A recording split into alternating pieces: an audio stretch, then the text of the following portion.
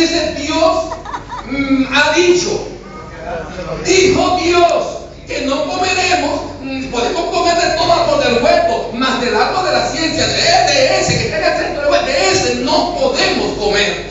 Quiere decir que Adán había entendido, recibe una palabra de Dios, y esa palabra que me ha dado Dios, la mujer no estaba creada, pero después que la mujer es creada, Adán entendió que esa palabra que él había recibido estando solo, era una palabra no para consumo personal, sino que Dios le estaba dando una revelación para que él pudiera ejercer el papel sacerdotal que le correspondía a él como hombre en esa relación matrimonial y familiar que se iba a establecer. Adán lo entendió, Adán lo comprendió, Adán lo ejerció y se lo enseñó a Eva. Y Eva podía decir con certeza, ella no Dios dijo a Adán, ella dijo Dios, porque Adán le dijo, mira lo que me dijo Dios. Ese es un principio, hermanos, que juega un papel importante en la relación matrimonial, porque precisamente ese es el principio que va a permitir que el Señor esté entronado en nuestra relación, que el Señor tenga el primer lugar en nuestra relación matrimonial. Si hay una persona, en este caso el hombre, que se siente precisamente responsable del llamado que Dios le ha hecho. Abra su Biblia en el libro de Efesios, capítulo 5, versículo 25, versículo 26. Yo voy a bajar este atril de acá, ¿puedo, verdad? Sí.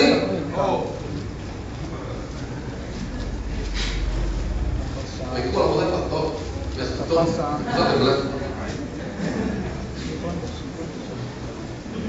Para hacerla santa, Él la purificó lavándola con agua mediante la palabra. Perfecto, ¿eh? Miren cómo dice.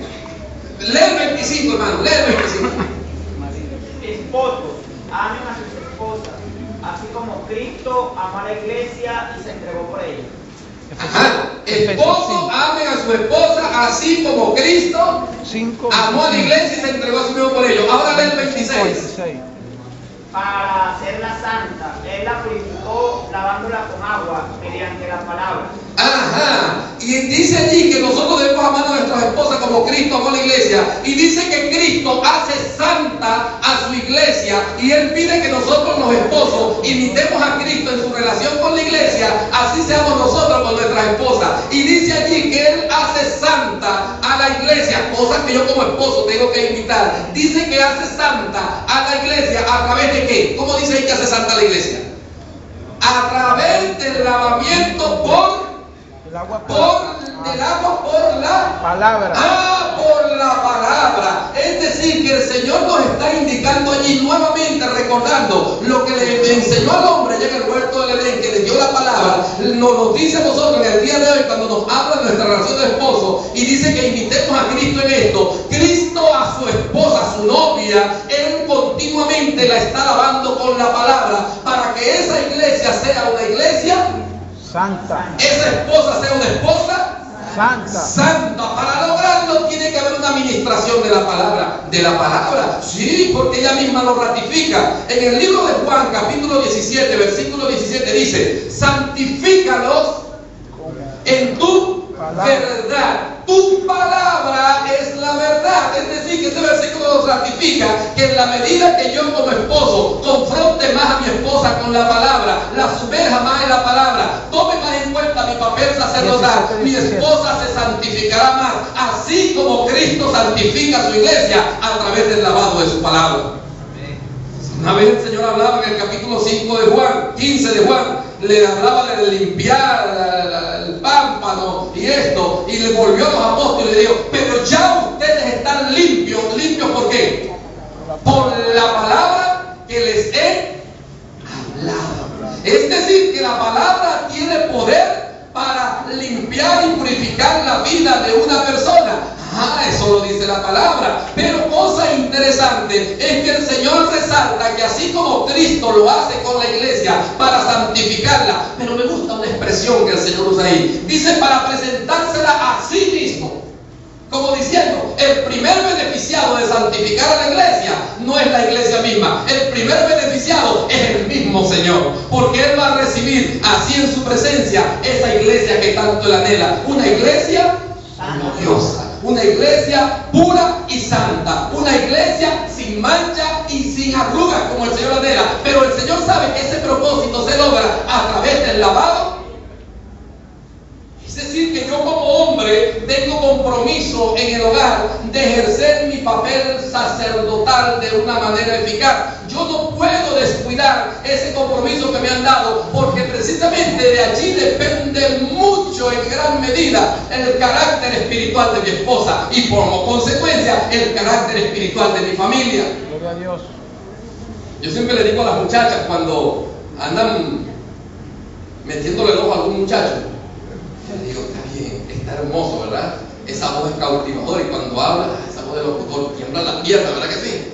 Y los ojitos saltones y así dormilones, ¿verdad que te entusiasma? Pero verifica también si ese va a ser un buen sacerdote de tu hogar primero. Gloria a Dios. Porque los ojitos saltones, quizás algún día se van a poner viejitos, quizás la vocecita seguirá hablando el locutor, pero si no es un buen sacerdote, no te va a hacer una buena cobertura espiritual. Y tendrás quizás una buena voz que después te grite y te regañe, y no una voz que te edifique y que te diga, mira lo que Dios tiene para ti, mira lo que Dios tiene para ti.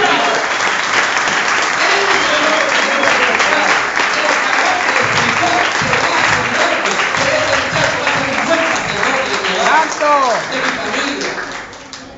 Las suegras están tomando nota, yo sé. Ay, ay, ay. Se lo he dicho a la muchacha, pero no me ha hecho caso. Tome nota, suegra. Ay, los muchachos dicen, hermano, no diga eso, me va a meter el problema.